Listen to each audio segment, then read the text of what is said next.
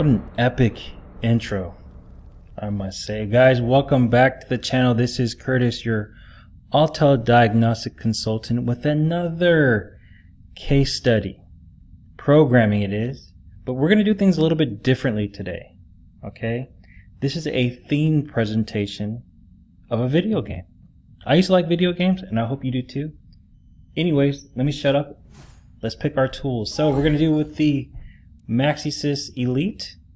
We're going to be using a great battery maintainer, a very strong Wi-Fi connection, and a USB cable that comes in the kit. We're going to need all these elements to do this procedure.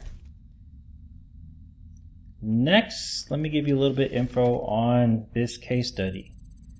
So the client is in the auto repair industry, and he specializes in European. Very good client of mine, never calls me, only when he has like a really serious problem. Yeah, he does a lot of European. And in this situation, he told me that the headlights weren't working properly. Diagnosed it, the Footwell module ended up being faulty, so he purchased a new one and just wanted me to walk him through it. Cornelia, can you tell the audience a little bit about the Footwell module? Sure, no problem. The Footwell module, FRM, is an electrical nodal point in the footwell on the driver's side. It picks up the signals from the doors and controls the lighting. It also controls the adaptive headlights and is also the interface to the dashboard. Interesting. Okay. So, let me calibrate the MPC controls. That just means connect to TeamViewer, guys.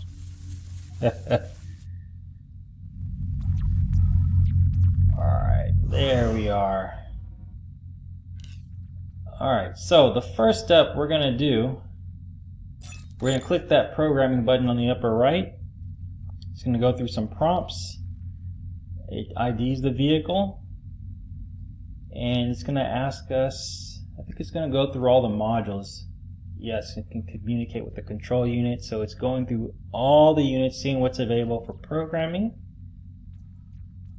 And then it's asking us if the control unit replaced, which it was, so we're going to click yes.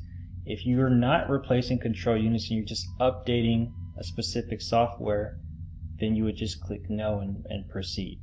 Alright, so the client clicked yes, and this is where we need to locate the Footwell module. So it's all the way down, coming up soon. Bam, there we go, Footwell module selected. We're going to click OK, and it's going to take us to the next screen, which should be the interface. There we go. We're going to click programming / coding and then selective updates. So selective updates also in the upper right. We're going to select that. And then once we do that, it's going to give us some pre-populated checkboxes. What I always do is I go to the top and just uncheck everything, so I don't program something on accident. Then I'll go back and manually put it in. So the Footwell module is also located at the bottom, and we're going to select programming, encoding, and replace. All three of those options, and then we'll proceed with the procedure. So let's just wait on the client while we load. Okay, there we go.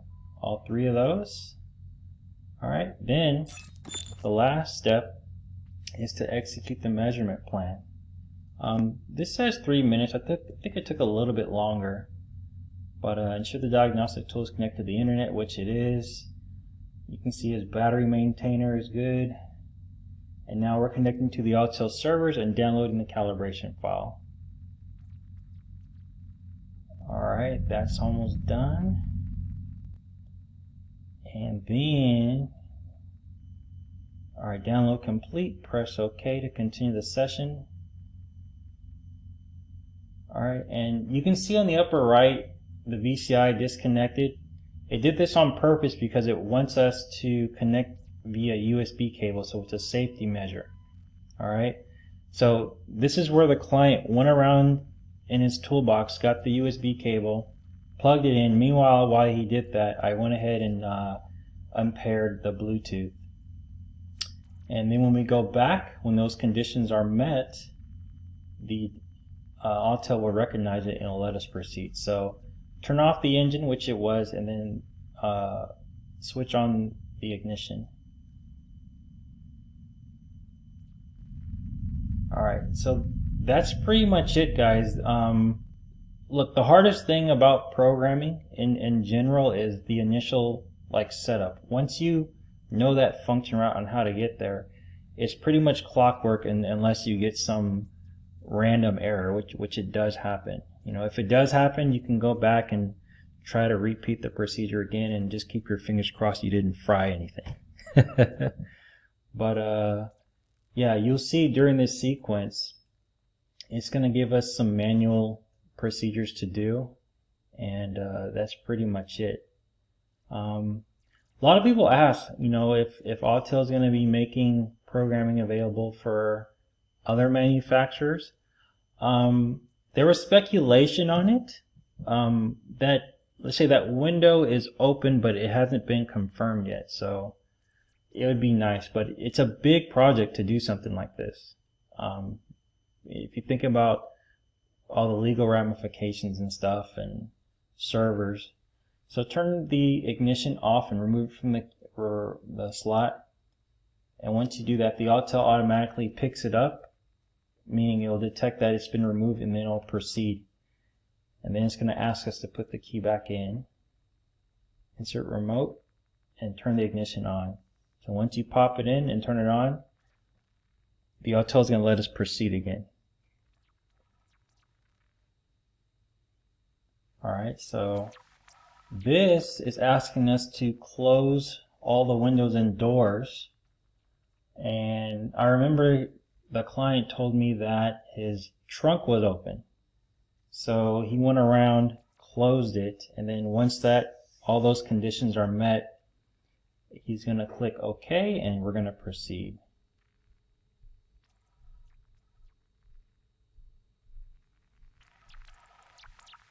Okay, now when it's initializing front power window regulator, when you're in the vehicle, you're going to start to see the windows going up and down, up and down. Alright, don't freak out, it's just part of the procedure.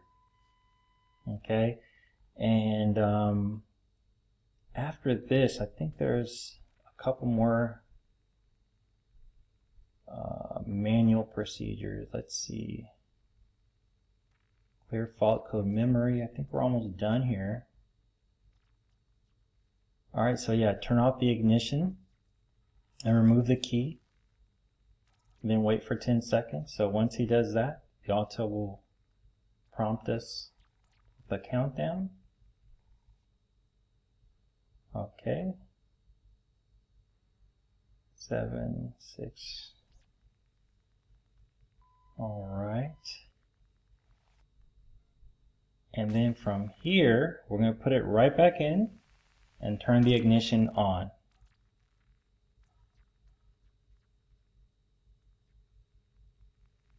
Awesome. Programming complete. Please end the session and clear any existing error codes. Okie dokie. So let's see what codes we got. We'll go to auto scan. And let's see. Pass, pass, pass, pass. Man, I wish my report card looked like this. Pass. No faults. That's what I'm talking about. But more importantly, did it fix the problem? Yup, lights went on, car started, no problem.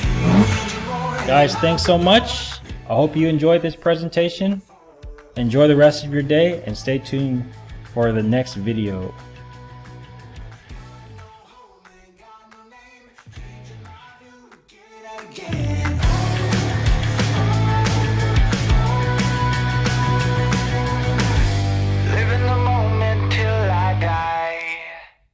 I'm gonna change.